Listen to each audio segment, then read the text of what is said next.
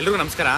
KPSCಯಲ್ಲಿ ಇರುವಂಥ ಒಂದು ಡೇಟು ಏನು ಟೆಂಟೇಟಿವ್ ಡೇಟ್ ಕೊಟ್ಟಿದ್ರು, ಆ ಡೇಟು KS ಪೋಸ್ಟ್ ಮತ್ತಿರ್ಬೋದು, ಗ್ರೂಪ್ ಬಿ ಪೋಸ್ಟ್ ಇರ್ಬೋದು, ಆ ಎಕ್ಸಾಮ್ ಪೋಸ್ಟ್ಪೋನ್ ಆಗುತ್ತಾ ಇಲ್ಲ ಅನ್ನೋದು ತುಂಬ ಜನದ್ದು ಕ್ವಶನ್ ಮಾರ್ಕ್ ಆಗಿದೆ. ಅದು ಒಂದು ಸ್ಮಾಲ್ ಕ್ಲಾರಿಫಿಕೇಷನ್ ಕೊಡ್ತೀನಿ. ಈ ವಿಡಿಯೋ ಏನಪ್ಪ ಅಂತಂದರೆ, ನಿಮಗೆ ಇದಕ್ಕೂ ಮುಂಚೆ ಇದೇ ಥರ ಕನ್ಫ್ಯೂಷನ್ ಇತ್ತು. ಒಂದು ಲಾಸ್ಟ್ ವೀಡಿಯೋದಲ್ಲಿ ನಿಮ್ಗೆ ಹೇಳಿದ್ದೀನಿ, KPSCಗೆ ಭೇಟಿ ಮಾಡಿದ್ದೆ.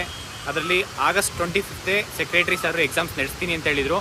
ಅದೇ ಡೇಟಿಗೆ ಓದ್ಕೊಳ್ಳಿ ಅಂತ ಎಲ್ಲರಿಗೂ ಹೇಳಿದ್ದೆ. ಇವಾಗಲೂ ನಾನು ಅದೇ ಹೇಳೋದು, KPSCಯಲ್ಲಿರೋಂಥ ಒಂದು ಎಕ್ಸಾಮ್ಸ್ ಇರ್ಬೋದು, ಬೇರೆ ಯಾವುದೇ ಒಂದು ಡಿಪಾರ್ಟ್ಮೆಂಟಲ್ಲಿ ಇರ್ಬೋದು, ಎಕ್ಸಾಮ್ ಪೋಸ್ಟ್ಪೋನ್ ಮಾಡಿಸೋ ಅಂಥ ಕೆಲಸ ಅಕ್ಸ ಯಾವುದೇ ಕಾರಣಕ್ಕೂ ಮಾಡಲ್ಲ, ಇನ್ನು ಮುಂದೇನೂ ಮಾಡಲ್ಲ.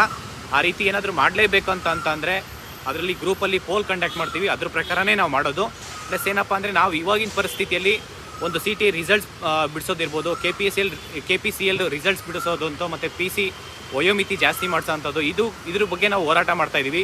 ಮತ್ತು GP ಸ್ಟಾರು ಮತ್ತು HS ಸ್ಟಾರ್ದು ಒಂದು ಟೀಚರ್ಸ್ ಏನೊಂದು ಒಂದು ಲೂಪ್ ಹೋಲ್ಸ್ ಇದೆ, ಅದನ್ನೆಲ್ಲ ಸರಿಪಡಿಸೋದಕ್ಕೆ ಹೋರಾಟ ಮಾಡ್ತಾಯಿದ್ವಿ. ಎಲ್ಲ ಮಿನಿಸ್ಟ್ರು ಭೇಟಿ ಮಾಡ್ತಾಯಿದ್ವಿ, CM ಸರ್ ಭೇಟಿ ಮಾಡಿದ್ವಿ, ಹೋಮ್ ಮಿನಿಸ್ಟ್ರು ಸರ್ ಭೇಟಿ ಮಾಡಿದ್ವಿ.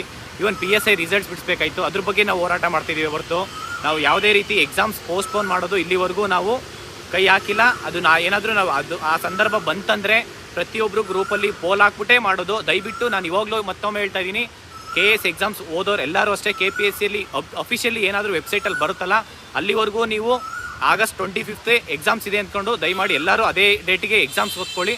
ಆದರೆ ಕೆಲವೊಂದು ವಿದ್ಯಾರ್ಥಿಗಳು ಏನಪ್ಪ ಅಂತಂದರೆ, ಅಕ್ಸ ವಿರುದ್ಧ ಡೇಟ್ ಪೋಸ್ಟ್ಪೋನ್ ಮಾಡಿಸ್ತಾ ಇದ್ದಾರೆ, ಅದು ಇದು ಅಂತ. ಆ ಥರ ಯಾವುದೇ ರೀತಿ ನಾವು ಮನವಿ ಕೊಟ್ಟಿಲ್ಲ, ಕೊಡೋದು ಇಲ್ಲ.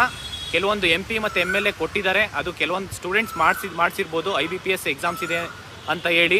ಬಟ್ ಆದರೆ ಅಕ್ಸ ಯಾವುದೇ ರೀತಿ ಲೆಟ್ರ್ ಕೊಟ್ಟಿಲ್ಲ. ಇದ್ರ ಬಗ್ಗೆ ನಾವು ಏನೇ ನಿರ್ಧಾರ ತೊಗೊಬೇಕಂತಂದರೆ ಅದು ನಿಮ್ಮನ್ನು ಕೇಳ್ಬಿಟ್ಟೆ ನಿರ್ಧಾರ ತೊಗೊತೀವಿ.